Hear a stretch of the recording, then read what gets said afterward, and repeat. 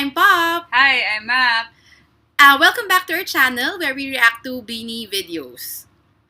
You may, again, my best friend na hindi masyadong fan ng mga P-pop and OPM, P-pop artists ngayon, will be reacting to Beanie videos. So, we've started with Pantropico, Salamin Salamin, and then the last video was Carrera.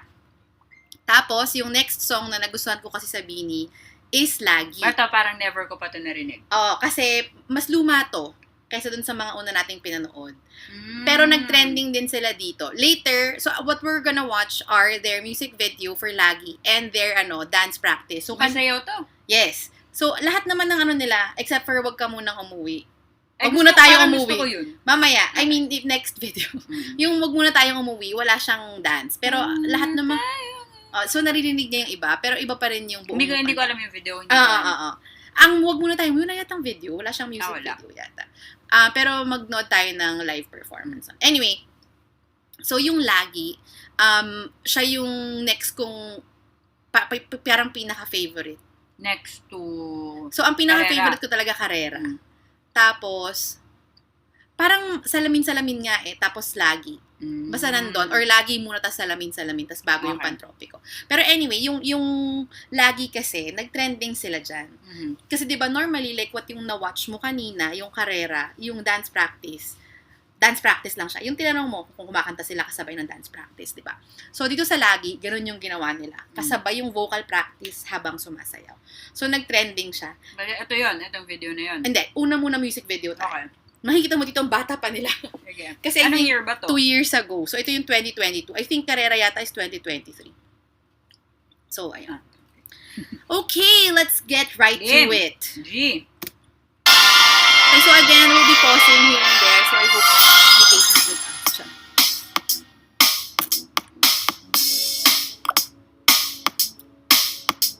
Bilog. Black hair pa si Mika.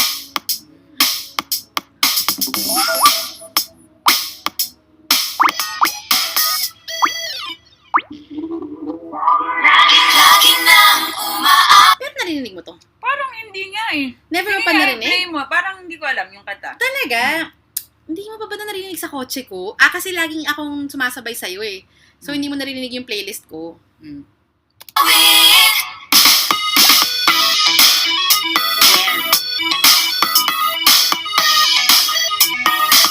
Ang ganda nung set. Parang Katy Perry.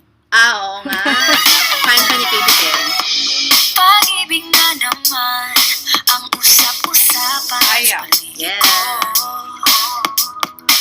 Ngunit kung nais mong malaman, di naman ako nagrereklamo. At ang katotohanan ay di ko kumapigil ang mapangiti. Kailangan mo ng English lyrics sa Tagalog song. Nakakabaliw na pag-ibig, sigurado nang hindi papayag aking pusong mapalayo sa'yo. Oh baby, baby, baby. First impression. So, yung music video, sabi mo medyo Katy Perry kasi pinky-pinky, Makulay, ganyan-ganyan. bilog-bilog. So, kung i-compare ko tong video na to, like sa Pantropico, sa Salamin-Salamin, parang Tweetums. No, hindi, di ba? Parang gano'n, medyo candy colors, ganyan. Pero hindi ba ang salamin-salamin din? Medyo ganun. Oo. Pero mas, parang yun mas rainbow colors, mas madaming iba-iba. Ito parang pink, yung, itong, Pastel, parang ganyan. Okay. I think. Pero kasi yung song itself, medyo pa-sweet na parang tungkol sa love Kaya ganun yung, kaya may boylet dun sa music video. Teddy bear siya.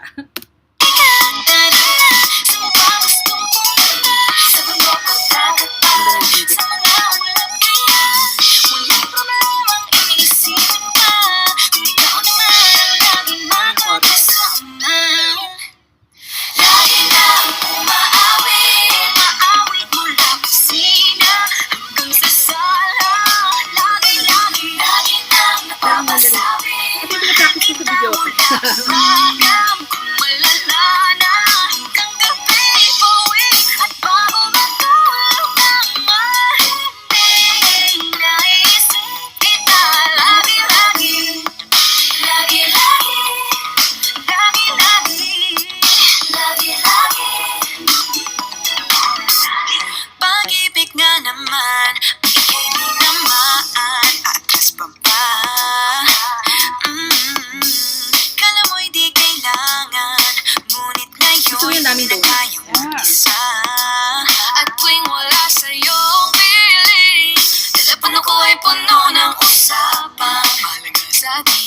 yung lalim ng boses ni Mika. Pero buo pa rin. Ang grabe. Alam mo, okay, nung bata ako, Malalim din boses. hindi, ang taas ka ng boses. Hindi, nung bata ako, hindi ko naiisip yung mga type mo na ganyan. Kuray, sabi mo, anong type mo? Malalim boses? Hindi ko nga naisip na ganun. Pero dahil kay Mika, may realization ako na parang ang attractive pala ng malalim mong boses. Sa speaking voice, sa singing voice, grabe. Di ba magandang umaga? Kumain ka na ba? Pag narito ka na hindi maalis sa'yo ang aking tingin. Oh baby, baby, baby, halika, tara na. Saan mo ba gustong pumunta? Luzon, Visayas ba? O Mindanao kaya? Walang problemang iisipin pa kung ikaw naman ang laging makakasama. Lagi lang Na-realize ko lang. Sobrang bata pa nila nito. 2 years ago, sabi mo. Kaya nga, so like, ngayon 21 si Mika eh. Mm. So, grabe, 19. teenager. Teenager.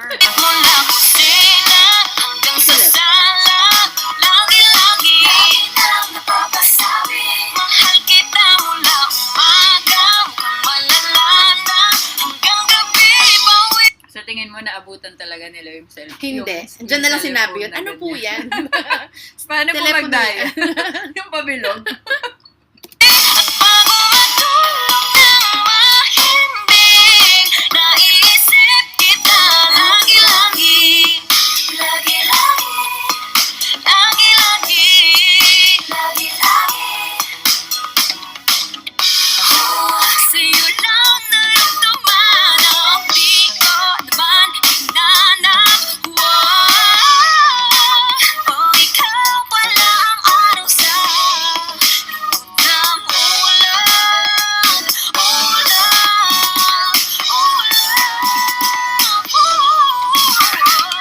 lagi na umaawit mula kusina hanggang sa sala. Lagi na napapasabing mahal kita mula umaga, mukhang malala na hanggang gabi. At bago matulog ng mahimbing, naisip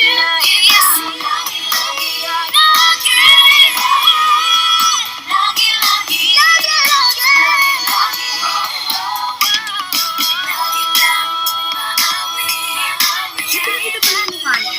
Akala mo yun. Hindi ko lang kasi din napanood to ng buo. Sorry guys. Kasi mas preferred ko kasi mga live. So, hindi ako tambay ng mga Out of music the video. 4 videos, ito yung pinaka-relaxed. Yung sayaw. Ah. Walang masyadong... I think kaya yun din yung ginawa nila ng yung dance practice with nasabay ng vocal. Kasi simple lang yung dance niya. Pero, I mean, it's still nice. We'll see later yung buong choreo. Pero so far, so 2022 to compared dun sa newer songs nila, maganda rin yung beat, right? Yung melody. Yung nakakaano rin siya. Lagi, ganyan, di ba? So, nagustuhan ko siya. Tsaka, if you noticed, yung part na may mga matataas, ang kumanta, di ba, si Maloy, si Joanna, tsaka si Colette. Di ba yung tawag sa kanila, Majolette? Sila yung mga haligi, yung vocal line, ganyan. Pagdating sa mga high-pitched tones. Hindi ko alam kung high pitch yung tawag. Pero yung mga matataas na parts ng kanta. So, lahat naman sila kumakanta. Pero yung 3, sila talaga yung normally kumukuha ng mataas. Actually, si Gwen din, you can argue na part siya ng vocal lines. Ang dami. Sorry. Ng vocal line. And then the rest, di ba? Rapper, dancer, ganyan. Okay. Ayan. Okay, so that's it for the music video. Yung next na video natin Ito yung is... sumasayaw na sila. dance and vocal practice. So, Okay. ikaw na maglipat ng video. Okay. So, yun na yung next natin. This one. Yan. Dance and vocal practice. Yan. Yung lagi. Okay. Start.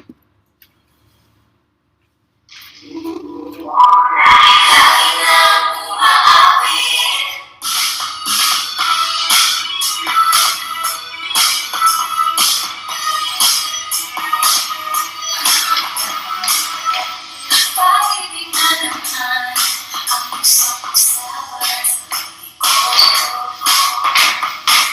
Ngunit kung nais mong malaman, Hindi sila naka-mic? Hindi. Makakarinig mo lang na lumalakas yung boses mo.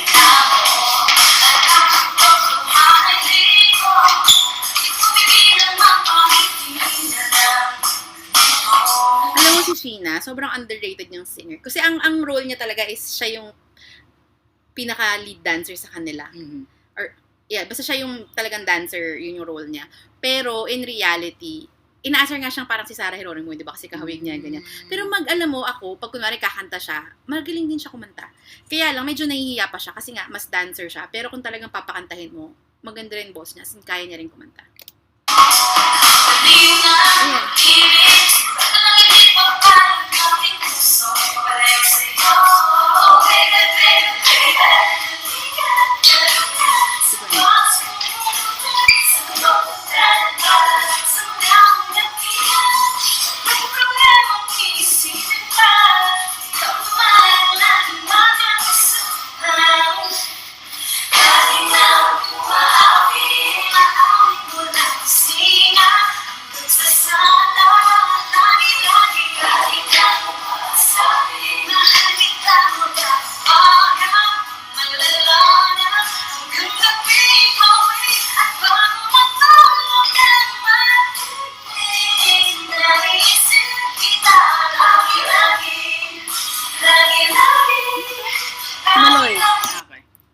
Okay, yun lang. Tinanong ko lang. Tapos, ang ganda ng boss nila.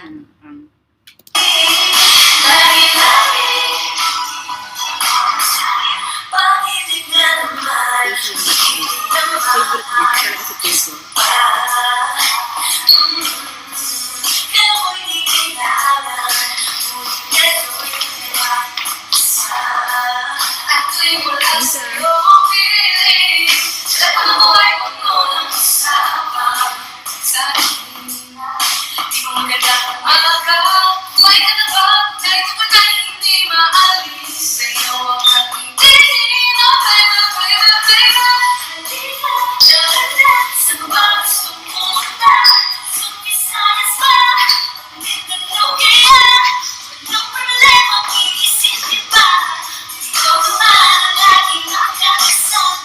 Gumawa ng heart. Wait, so nag-trending to kasi parang, so, syempre, baka may hindi ako alam na backstory about this, pero share ko lang yung nakita ko sa Twitter. Nag-trending siya kasi parang sinasabi nila, parang dapat yan yung gold standard when you're a K-pop, P-pop, J-pop, whatever, C-pop artist. Okay. Yung kaya mong sumaya while dancing. So, kanina comment mo kaya na... mong kumanta. Ay, sorry, yes. Kumanta while dancing. True. Ng live. So, parang, which is ginagawa nila. Although, to be fair, hindi naman nga ganun kabilis yung kanta and all that. But still, biruin mo. Oo. Kahit hindi mabilis, may mga maliliit palang steps. Oo, tas kanina, hindi mo kita masyado yung choreo. Pero ngayon pala, ang dami ring formations. Full on, pala siya. Yeah. Galing.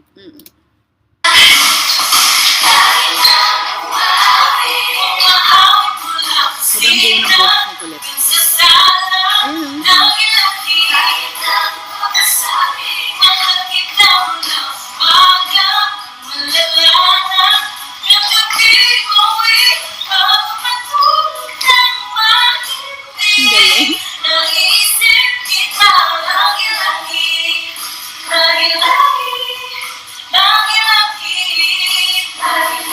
Yun na.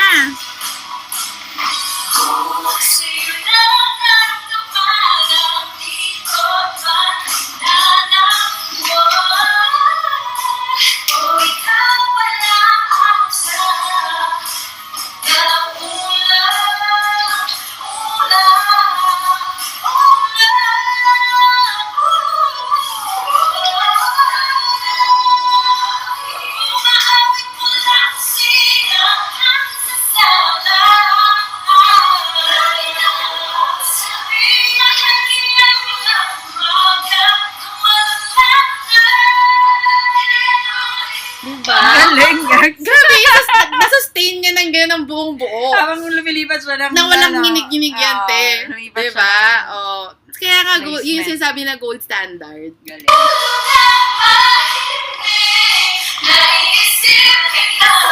Nice pa rin sila.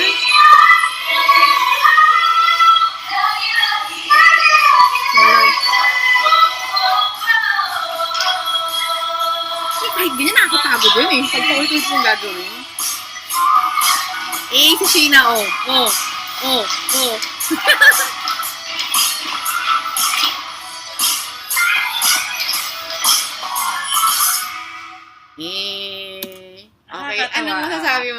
Simple, pero ganda. Maganda Ang yung... ganda. Oo. Grabe. Hindi siya yung upbeat, pantropiko, salamin, di ba? Pero ang ganda, very relaxed yung melody. Yung parang papakinggan mo on na kahit Oo. nagda-drive ka, lagi, di ba? Kakanta ganyan. So, Ginagawa mo yun. oo. Lagi. Hindi. So, I mean, I think sinabi ko na to sa last video or kung hindi man, there's a reason why they're so popular. Alam mo yun yung bitaw ng kanta, ng katawan, alam mong star. Kumbaga, di ba sinasabi nila, kapag championship, dapat in-own mo na yan. Yung ganyan. May ganun sila, yung star factor, kumbaga. Tsaka yun nga, the fact na kaya nila sayaw habang kumakanta, lumilipat ng formation, pero hindi nag-iiba yung boses, walang nanginginig, walang, di ba? Parang effortless, kumbaga. Galing. Galing. So, hindi ka pa ba bloom? Sasama ka na ba sa akin sa repeat? Excuse me. Tingnan natin. Pero, good job. Galing. Galing nila. Okay. So, that's it for this video. So, Fourth video, oo. So, I think, ang next video natin, itong strings pala, kalimutan ko, favorite ko rin yan. So, parang after karera, lagi, strings, yan yung mga top ko. Pero yung strings, feeling ko hindi mo pa napapakinggan. Yung lagi, napakinggan mo. Bago lang ba yung strings? Hindi, luma din yan. Pero favorite ko kasi medyo kakaiba yung tunog. Anyway, ang tawag dito, so, iniisip ko kung yung next video natin is yung unhelpful guide na or strings. Yung unhelpful, kasi yun yung mga sinabi Mga ni-request. Okay, sige. So, please stay tuned for our next video. So, we'll be reacting to the unhelpful guide to Beanie para makilala na niya. Yes! Alright, thank you guys for forward. watching. See you again next Bye. time. Ay, subscribe pala and like this video na Yes. tinasabi nung kanina. Okay, we're amateurs. Thank you! Bye! Bye-bye!